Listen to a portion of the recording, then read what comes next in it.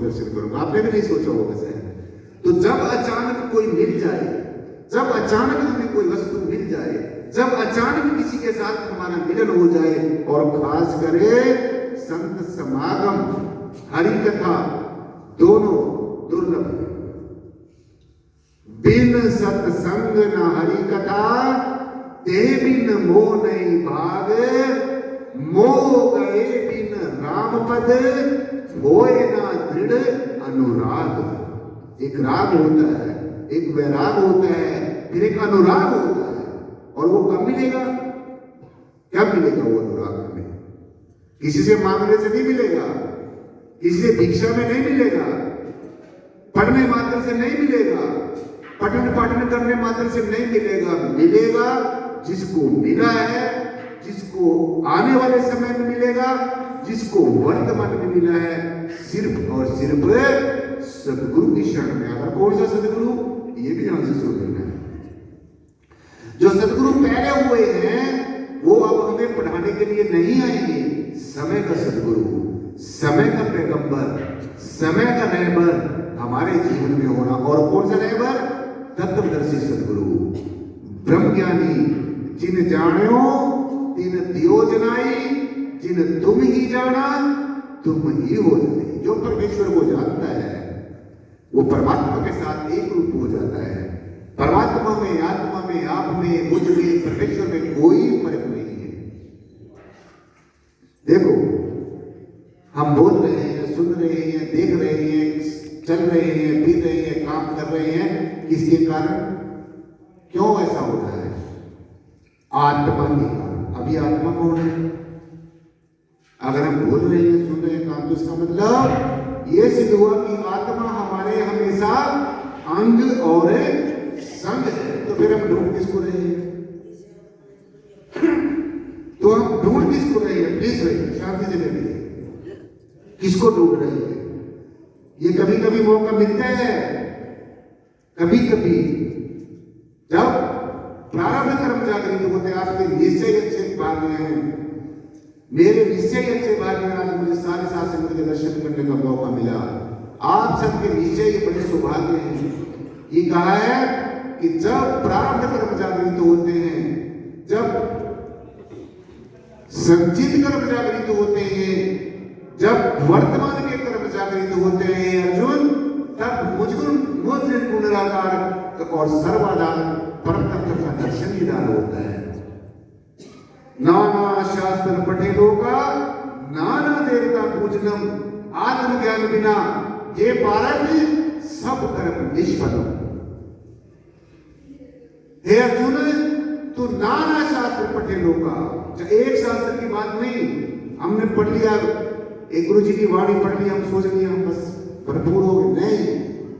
ये कहते हैं नाना। नाना का मतलब होता है तू अनेकों शास्त्रों का पठन पाठन कर ले, उनको पढ़कर अपने कंठस्थ भी कर ले। जैसे वाणी को पढ़कर कंठस्थ याद कर लेते हैं और फिर हम उसको याद करके सुना देते हैं, तो हम क्या बन जाते हैं? हम वाचक ज्ञानी बन जाते हैं। कौन से ज्ञानी बनते हैं? वाचक ज्ञानी, लेक्चर देने वाले ज्ञानी, प्रभावित लोगों को करने वाले ज्ञानी बन जाते हैं। वाह वाह वाह वाह, तो इसमें तो कितनी वाणी याद है, मुझे मानी उसके दूसरे सुना दी, लेकिन हम ब्रह्म ज्ञानी नहीं बने। इसीलिए कहा नाना शास्त्र पठेलो का, अनेकों शास्त्रों का तू जितना भी पठन पाठन कर ले। नाना देवता पूजनम, एक देवता की बात करे छोड़, तू हजारों लाखों देवी देवताओं की पूजा कर ले। नाना देवता पूजनम, आत्मज्ञान बिना हे भारत सब कर्म निष्फलम। ये भारत, ये भली बात तू नोट कर ले, ये सब बात जब तक तुझे अपने निज स्वरूप का ज्ञान नहीं है, जब तक तूने अपने आप को जाना नहीं है, मैं कौन हूं, मैं कहां से आया हूं, मुझे कहां जाना है, कैसे जाना है, कब जाना है, और जब तक मुझे अपने निज रूप का, गुरु जी ने कहा ना, तो निज रूप न जाने तो फिर भला कहां से हो। ये निज रूप क्या होता है? क्या होता है ये निज रूप? क्या होता है ये निज रूप? होता है, निज का माने होता है अपना, जो हमारा अपना है। संसार की किसी चीज के ऊपर आप हाथ रख के नहीं शास्त्र जी कह सकते ये चीज मेरी है, कह सकते हैं? किसी चीज के ऊपर हाथ रख के कह सकते हैं चीज मेरी है? नहीं कह सकते, क्योंकि आपको कुछ है ही नहीं। जो दिया परमेश्वर ने दिया, ये परमात्मा की सौगात है, ये परमात्मा का कीमती उपहार है, ये परमेश्वर का वरदान है, इसको कभी भी ले सकता है। इसमें क्या गिला क्या शिकवा। परंतु जब तक ये सौगात आपको मिली, ये जो शरीर मिला, ये हीरा सा शरीर मिला, ये नारायण की जो मिली है, इस नर की देह के अंदर नारायण वास करता है। और जिसको मिला, पहले मिला होगा, अब जिसको मिला है, आगे जिसको मिलेगा, इस देह के अंदर ही मिलेगा। इसलिए हमारे शास्त्रों ग्रंथों में इसको कहा है नर नारायणी देह।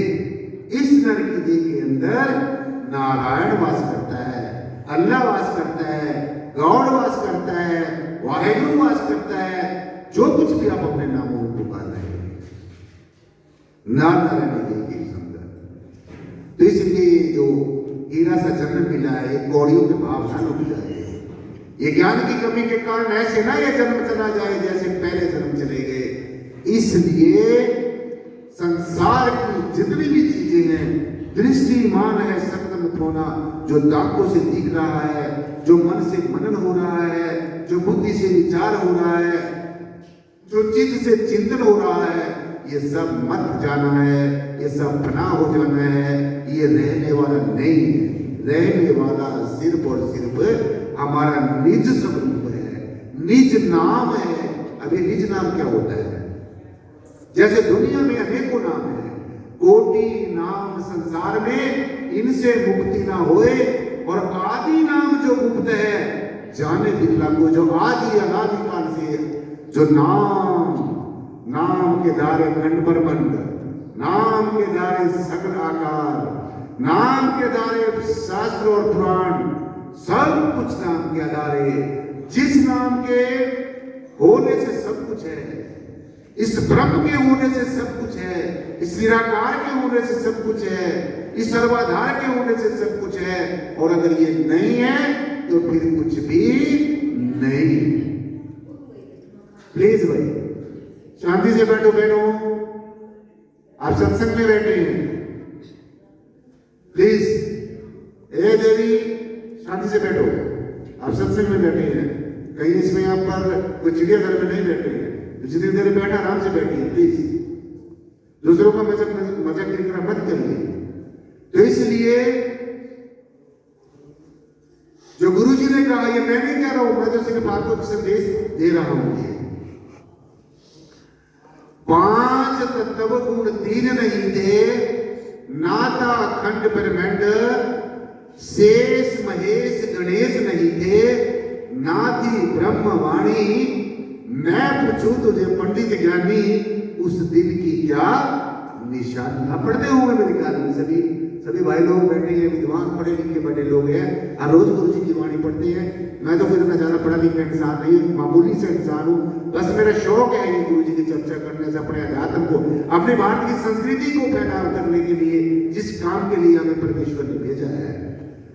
तो मैं गुरु जी की वाणी से बहुत प्रेम करता हूँ। मुझे गुरु जी की वाणी बहुत अच्छी, आपको भी अच्छी लगती हो, लेकिन पढ़ने मात्र नहीं, पढ़ गड्ढे लगे, पढ़िए जेते पाठ, पढ़िए जेती वार्ता। ये वाणी कहती है, पढ़िए गुणिए नाम सब सुनिए, अनुभव भावना दर्शे, लोहा कंचन हिरणो कैसे जो पार्सना परसे, देव संशय गांठ न छूटे, काम क्रोध लोभ मत्सर इन पांचों में लूटे।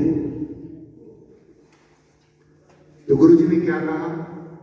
बस 5-7 मिनट मैंने हो रहे, मुझे पता है आपका समय काफी हो रहा है, लेकिन ये जो आपका समय यहाँ पर लग रहा है शासन जी, मैं आपकी गवाही दूंगा परमेश्वर के दरबार में, जब आपकी जीवात्मा ये शरीर छोड़कर रुखसत होगी, मैं आपकी वकालत करूंगा परमेश्वर के दरबार में। प्रभु, इस समय से लेकर इस समय तक इस जीवात्मा ने आपकी महिमा की है, आपकी स्तुति की है, आपकी प्रार्थना की है, आपकी महिमा का गुणगान किया है, आपके गुणों का बखान किया है। इसलिए ये परमेश्वर इस जीवात्मा को इतने समय से लेकर इतने समय का फल तो आपने देना ही बढ़ेगा। इसलिए सत्संग में जितनी देर साथ संगत जी बैठे हैं उतनी देर हमने ये चीज समझनी है। देखो सत्संग में आकर हमें फायदा क्या होता है? सत्संग में आकर फायदा क्या होता है? सिर्फ हमने सुनना है।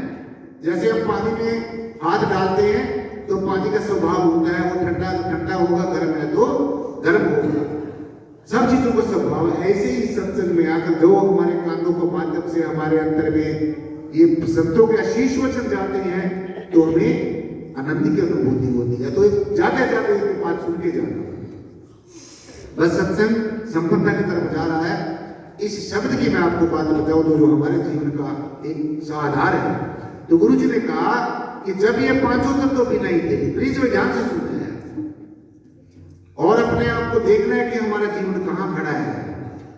जब ये पांचों तत्व भी नहीं थे, यहाँ पर ना पृथ्वी थी, ना जल था, ना वायु थी, ना आकाश था, ना अग्नि थी, पांचों तत्व नहीं थे।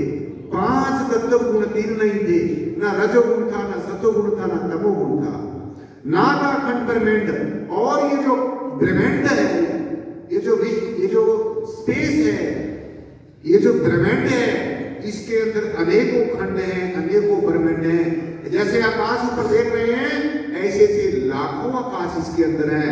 लख आकाशा, लख पताड़ा, लाखों पाताल हैं, लाखों आकाश हैं, लाखों खंड परमेश्वर की है।